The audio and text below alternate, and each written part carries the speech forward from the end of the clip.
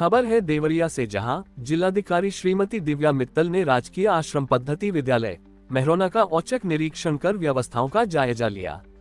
उन्होंने छात्रों से सीधा संवाद स्थापित कर बड़े लक्ष्यों को हासिल करने के लिए प्रेरित किया तथा छात्रों के साथ दोपहर का भोजन विद्यालय के मेस में ही कर उसकी गुणवत्ता परखी। डीएम ने सभी छात्रों के अभिभावकों को सुरक्षित शैक्षणिक वातावरण के लिए आश्वस्त किया।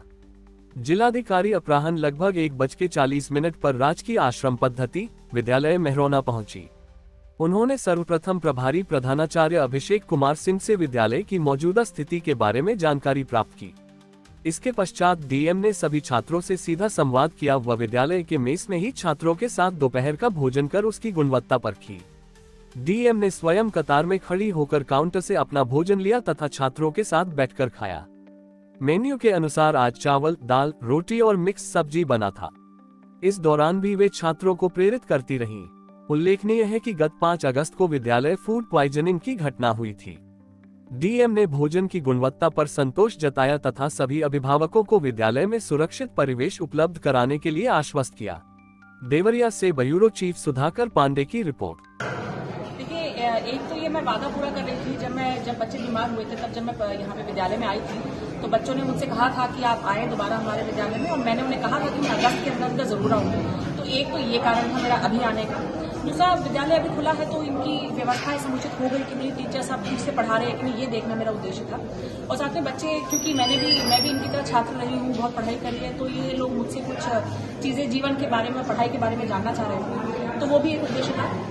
ये सभी उद्देश्य आज पूरे हुए। मुझे बहुत खुशी है कि बच्चे बहुत मोटिवेटेड हैं, बहुत अपने लक्ष्यों के प्रति सजग हैं, और मुझे पूरी उम्मीद है कि बच्चे बहुत आगे जाके जीवन में सफल होंगे। साथ साथ खाने को लेकर, क्योंकि पिछली बार खाने के संबंधित ही यहाँ पे समस्या आई थी, तो इसीलिए बिना बताए यहाँ पर खाने को मेरे द्वारा दिखाया गया, और मुझे बताते हुए खुशी है कि खाना अच्छा बना था और स्वाद भी अच्छा था।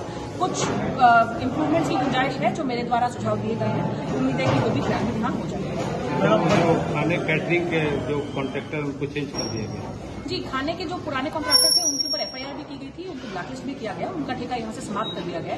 तो अभी यहाँ इन लोगों के द्वारा नया टेंडर किया जा रहा है, परंतु तात्कालिक व्यवस्था करने के लिए उन्हीं दरों पर यहाँ के लोकल जो हमारे वेंडर हैं उनसे यहाँ पे इस वक्त भोजन लिया जाए।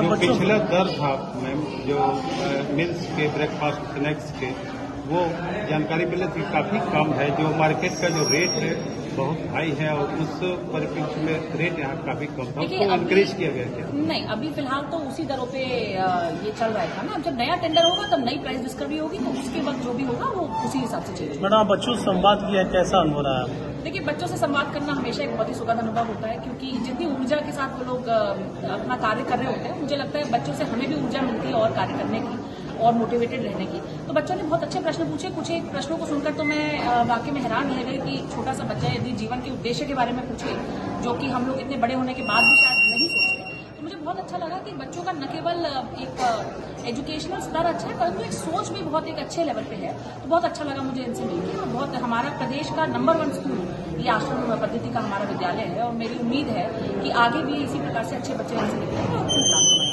बिजली की एक समस्या है जिसके लिए आपने कहा था कि 16 क्या? देखिए, बिजली की बहुत बड़ी समस्या है यहाँ पर, क्योंकि बच्चों को रात में पढ़ना भी होता है और दिन में भी बहुत गर्मी है, और गर्मी का भी एक कारण था जिसकी वजह से बच्चों की तबीयत खराब हुई। तो मेरे द्वारा समाज कल्याण निदेशालय में एक सोलर पैनल के लिए प्रस्ताव भेजा गया है यहाँ पे नेडा से बनवा के। मुझे उम्मीद है कि समाज कल्याण अधिकारी वहाँ से परस्यू करके, और हम भी बात कर रहे हैं, मुझे पूरी उम्मीद है कि वहाँ से पैसा मिल जाएगा, तो हम यहाँ पे उसकी व्यवस्था करते हैं। इसके अतिरिक्त यहाँ पे बच्चों की डिमांड थी पिछली बार की टीचर्स कम है।